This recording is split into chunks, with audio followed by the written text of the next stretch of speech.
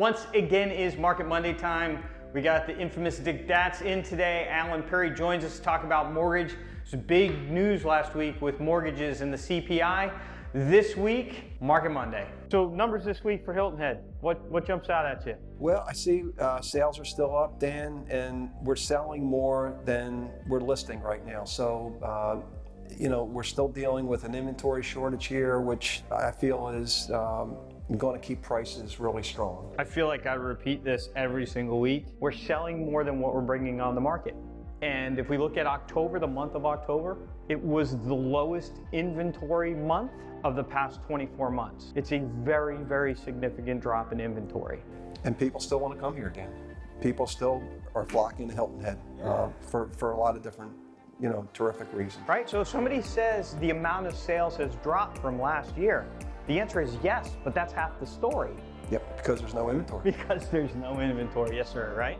And my question is the same question that I ask everybody that comes on here. Will prices go down with no inventory? If we're in a market of super low inventory and there's not a lot of property to buy, will prices go down, Dick? I can't see how. And then, a lot of people still that I talk to, when I talk to them about selling their property, they love Hilton Head and then, they have no intention of selling. So we're kind of in a logjam right now, in my mind. So again, another week where we sold more property than we brought on the market.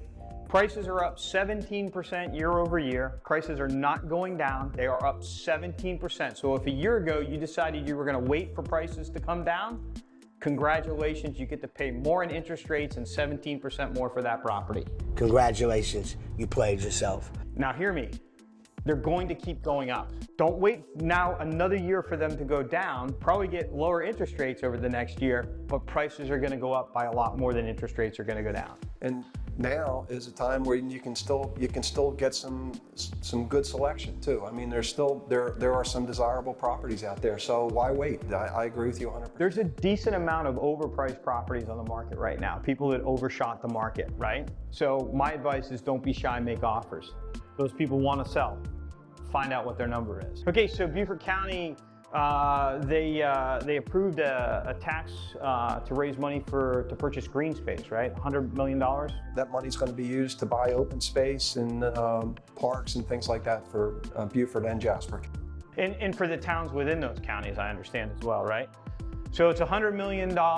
They can bond it out so they can start spending the money now and collect the taxes to pay the bond off, or they can just begin to collect it. But it's to set aside green space. And it's only for 2 years, right? I love the fact that we're doing this and we're preserving land.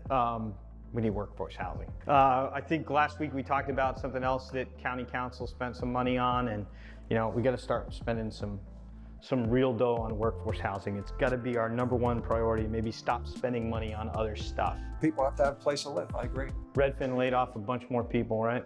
I don't know if it's indicative of our market, Dan. I think they're in bigger metropolitan areas, that type of thing. So these are big tech companies that expanded, when things were hot. Now things have changed and they're making adjustments. Yeah, I feel horrible for the people that got laid off, and I'm not trying to make light of it, but there's gonna be more of this. There is a shift that's happened. I can't think of a real estate company that's up over where they were last year. And we're going to see more contraction in the space, companies leaning up. There's just not as many transactions as there was before, right? And it doesn't mean that the market sucks. Like in our market, there's not as many transactions because there's no inventory, right? A couple years ago, when car dealers couldn't get cars, their sales sucked because they had no cars to sell. Didn't mean that people didn't want the cars. No, I think there was demand out there for sure. Same thing we're dealing with here. Did you read this article, The Housing Market is Worse Than You Think, by Stefanos Chen? I read it and I disagree with it. I don't think, as we just mentioned earlier, I don't think there's going to be a contraction in our market here from a price perspective. Again, Hilton Head, people are still coming to Hilton Head. People are coming south. The demographic is in our favor. And I just don't see, and again, everything's local. There could be areas in the country where that could happen, but I think we're going to be insulated from that just due to the dynamics of our market. Yeah. So a lot of the facts that Stefanos talks about are real. Like he talks about the rise in interest rates. He talks about the fact that property values on average throughout the company during the pandemic went up about 50%. Like all of those things are correct. The one thing that I don't think he has right that he's not factoring in here is if it were not for the Federal Reserve sticking their nose into the marketplace, the market would still be moving, right? Like the market would still be on fire. You either believe in free markets and efficient markets that find their own level, or you manipulate markets. And if it wasn't for the manipulation of this market, I understand the problems that happen with affordability and stuff like that, but over time, what should happen as your net worth goes up, because the value of your property goes up, your purchasing power goes up, all boats rise, right? It's a sticky situation when unregulated government entities start sticking their nose into marketplace. I agree, and I just don't. Again, I don't see it here because again, I think that article was more driven towards primary home areas than Hilton Head. Obviously, we do have some primary homes here, a good majority of them, but you know, a big part of our market is second homes and investors. So I just don't see that. Yeah. It was a very interesting article, well written, all those kind of things. I just don't agree with his take on the results. So we'll see. We have a recording of our predictions, and we'll see who's right, Stefanos. So hey, mortgage time. Let's get Alan Perry on. Let's ask him what's going on with mortgage. I love the fact that we're getting together today because we had some stuff happen with mortgage rates. CPI came out last week. Like, tell us what all this means. Yeah, so, you know, we've been waiting for these numbers to take effect, right? So the CPI came out last week and they beat expectations, meaning that inflation now is down to 7.7%. Okay, that's awesome. That is a big drop. We saw interest rates last week drop 1% in a day. Holy cow. So everybody talks about, you know, when the Fed's effect is going to hit. Well, the CPI is a lagging number, and what the Fed does is a lagging number. So over the past 3 months, through the Fed rate hikes, and we saw prices come down, so inflation came down. So the CPI number covers about 3 months, just gave us a great news. Has the Fed said anything about the number, whether they're pleased with it, or are they showing their cards at all, or are they still stone-faced? You know, unfortunately, the only you can get is individual comments. Yeah. You know, some think that it's an anomaly, some think that it's the new trend. So what we've got to do is just make certain that we follow it closely. You know, the mortgage rate gods give us and take it on a regular basis. And this is good news for us. And so right now we've got to take advantage of it. And hopefully we're going to see this trend continue. In the second quarter of 2023. That's correct. So in the spring of 2023, we should see rates in the 5s. We should be seeing them there, yes. You heard it here, folks. Yeah. And here's the other thing to think about is if we can get some seller concessions in there right now and they buy the rate down to the 5s, they don't have to refinance next year. Yeah. So let's think about how to structure a deal to make certain that it's beneficial for everybody, especially for your seller that needs to downsize, upsize right now. Yeah. What if you just negotiate 5% off the asking price? There again, another great thing. Right? Like, you know, that was difficult to do 2 years ago or a year and a half ago. Almost impossible. Yeah, but now there's some opportunity to do that. Right, you come in with a seller concession, you lower the price. These are options that are out there now. Yeah.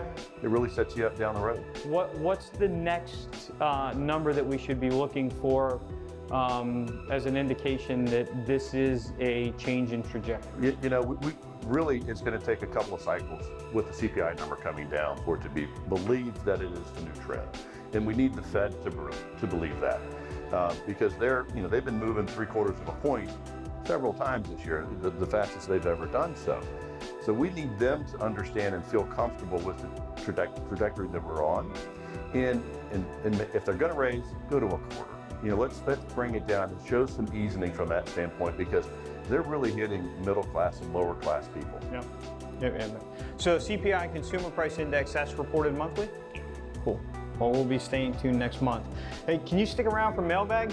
Sure. Because you're involved in politics here locally, and this is a question that we could use your help on. Sure. D. Kovacs asked, Dan, I read an Island Packet article on the Mid-Island Tract, and I can't make heads or tails of this.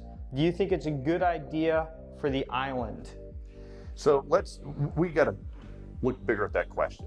Okay.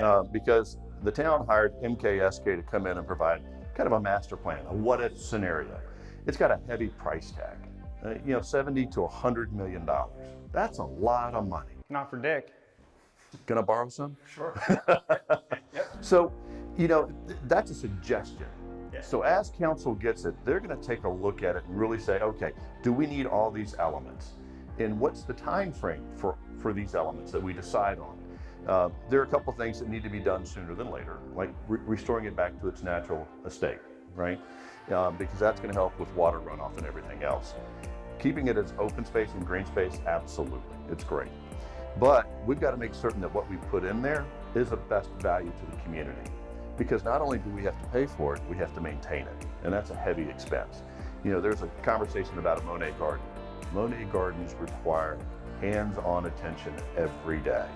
They're high-end, and that's not necessarily what I think may need to be in this project, unless some private organization wants to come in and fund it. So that's the other conversation that we need to have, is what corporations are willing to come in and adopt certain areas. Are we talking about the 113 acres? Yeah, it's 100 and, the number keeps changing, but yeah, about 105. Yeah. And I think there's 97 usable acres. Why don't we use some of it for revenue generation to offset the cost of maintaining other parts of it?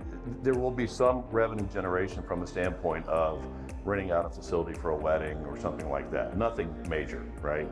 But the way the land was purchased, there's a limitation as to how it can be used. Okay, and the town has no authority of rezoning that? Like, I thought the town could rezone stuff. Well, it's not about zoning, it's about the dollars that were used to purchase it. Where do those dollars come from? Yeah, because there's restrictions on the dollars. Well, hope that answers your question there, D. Kovacs. Thanks for asking the question, and thanks for coming in. Big news week for mortgage. It's going to be interesting to see if this is kind of the beginning of the pivot. It's really exciting because we hope that with lower rates, we will see more inventory. Yes. Because that could be one of the items that are keeping people from selling right now. But if we're in a trend of lowering rates, it's good for everybody.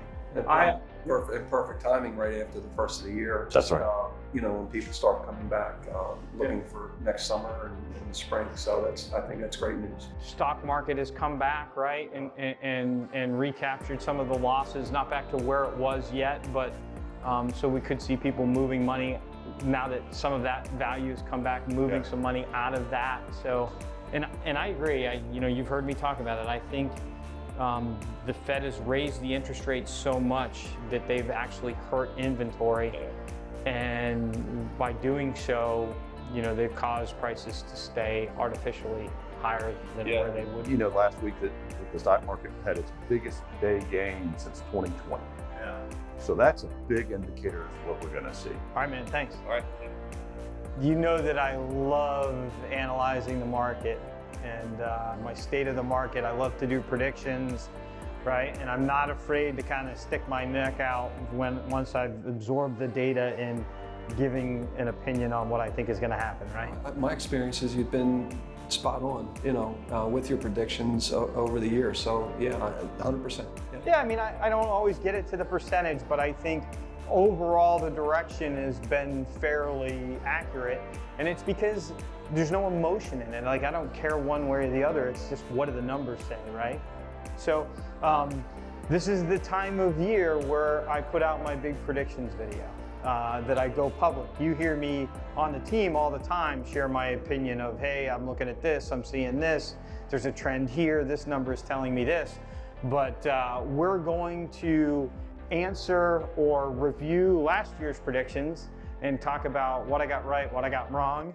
And we're going to do it again for next year. Just after Thanksgiving, we're going to do a video that comes out. It's our predictions for 2023. And I think if the people watching this video, do yourself a favor, listen to those numbers because the numbers Dan has been giving me over the years have been very helpful, and I think you'll find the same thing.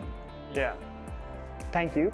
I try to be conservative in my numbers. Sometimes if my numbers and my predictions go against what the public discourse is, they sound radical.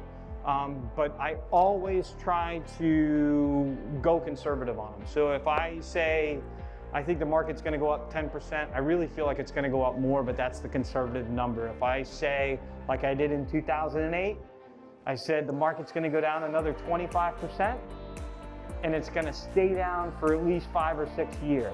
People thought that was crazy. But it did. But you know that I was telling you that I thought it was going to be more like 10 years the market was going to stay down, right? And it really did. Like it took this pandemic for prices to get back to where they were in past, where we were in 2005. For sure. Absolutely. Well, join me just after Thanksgiving, 2023 predictions video. See you there.